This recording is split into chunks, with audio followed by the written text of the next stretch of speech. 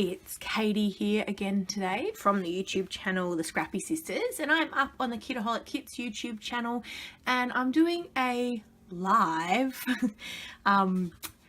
intro for you. So normally I do a voiceover and I am going to switch to voiceover shortly, but I just wanted to do a little quick live introduction just to tell you that we're going to make this card today. So it is blank on the inside, you can put whatever you like in, and when I saw the kit and these doilies, I just knew in my head I wanted to make a kind of dream catcher something, and so I decided that I would put it on a card. So from my stash I have a couple of feather dies, so I knew that I wanted to use those. I do have a feather stamp set as well which match the dies. You can see in the background I'm actually not going to stamp on the one that I'm going to show you guys. I've decided to just use all the pattern paper because I really like how that looks. And this is some stamps from the Kaiser Craft stamp set that came in the kit, the Daydreamer stamp set. You could use any sentiment you like, but I like this one that says "You are blessed." Sorry, not really focusing. I felt it went well with the Dreamcatcher look, and I'll show you in, obviously when I do the video you'll see the tutorial, but the string I just drew it on with a black marker. That is all.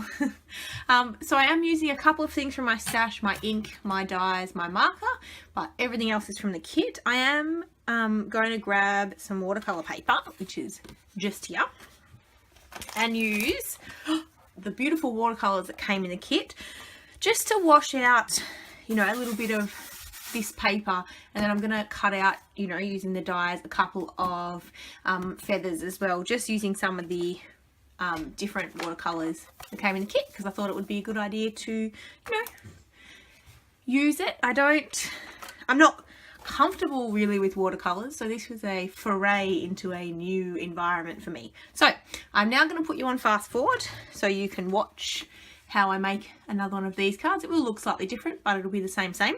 Apologies in advance for the lighting. I know it's not great.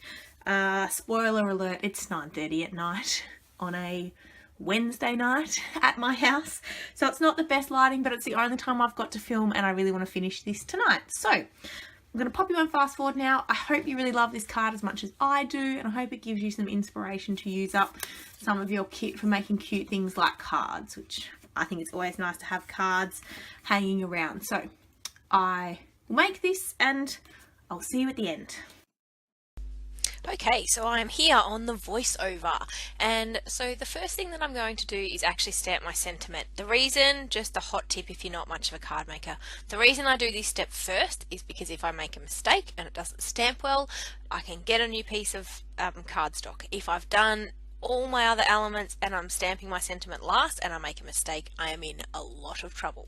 So if you do make cards or you're wanting to try and make cards, my biggest tip is to stamp the sentiment first, or whatever stamping you're doing on the actual card base first before you stick the rest of your elements on.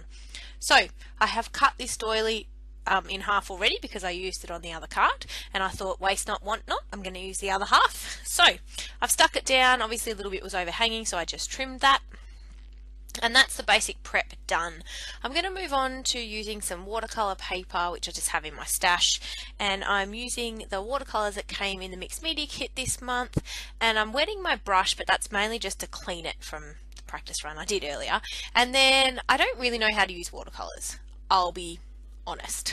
So the way I found worked for me is that's a water bottle sprayer that I've got up there in the right hand corner, and I'm just spraying a little bit directly into the pan. I don't know if you're supposed to do that, but that's what I did. I should probably know more about watercolors. I've never owned a set of watercolors, so this is it. I do have watercolor pencils, but I don't have watercolors like this. And then I'm just using a baby wipe and again a little bit of water to clean the brush off. Probably should have had a glass of water in front of me that I could wash it off properly, but I didn't, and I was lazy and I didn't want to go and get it. So I've gone with a blue colour, a pink and a yellow. And again I'm just washing these, painting them onto the watercolour paper and just kind of going with it. Just being very adventurous with my mixed media. Chrissy, hope you're watching, hope you're proud. I mean, really, it's not a lot of mixed media use, is it? But I am using the watercolors. I was very scared of them, and so I thought I need to, you know, give them a shot. I have also used them in a background of one of my 9x12 layouts, which you will see if you haven't seen it already on the Kitaholic Kits channel. So I was pretty happy about that too. I did decide that the watercolor background just needed a little bit of something else, and because we've got the vellum with the gold triangles on it, which I am going to use in the card, I thought, well, I'll put a bit of gold mist on it just to kind of carry the gold theme across. And obviously I've got the gold doily. Now I've pulled out my big shot, and I'm going to cut out these feathers now. I'm not going to make you watch them all, mainly because of that happens.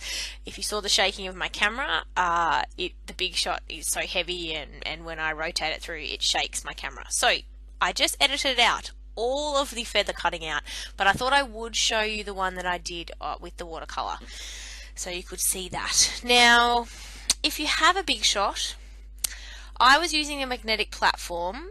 The watercolor paper was too thick, and I should have switched to my other platform, but I just persevered.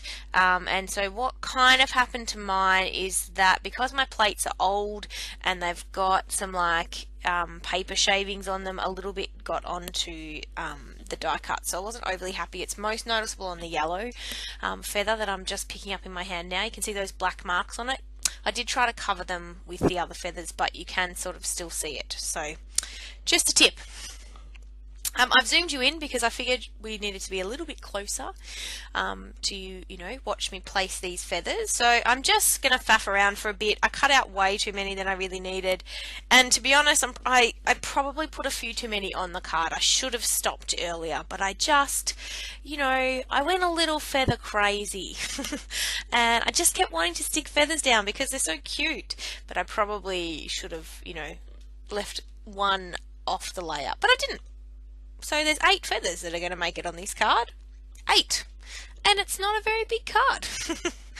So I'm just sticking them down. As you can see, I tried to kind of mix up, you know, the patterns and stuff where they were going. And so, yeah, I'm just sort of randomly putting them around the page. I do, as I said, wanted to sort of balance out the colours a little bit, not have them kind of too similar colours near each other.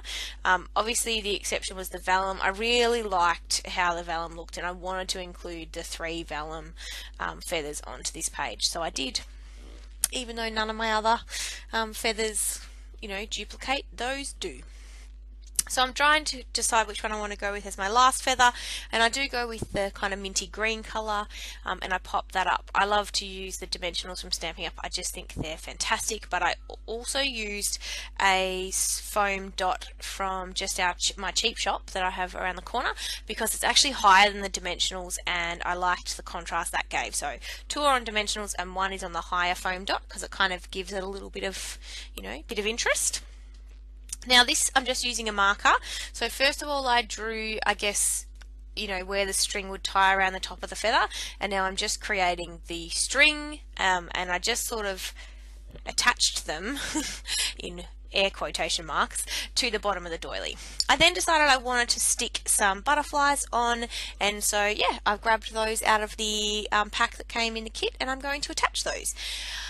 So that's all for the quick, you know, voiceover. You're going to go back to real life me now, so enjoy.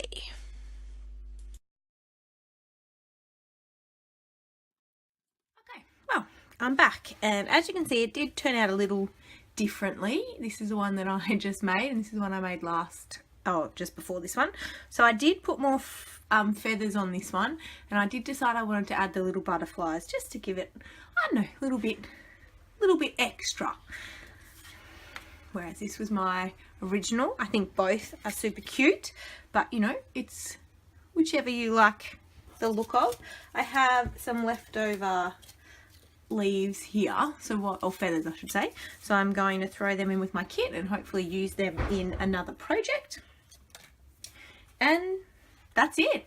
That is the super quick and easy cards that I made. I hope you guys liked them. I hope you'll give card making a try. I really like card making, and the good thing about Kitaholic Kits is that really you can use any of the kits to make cards.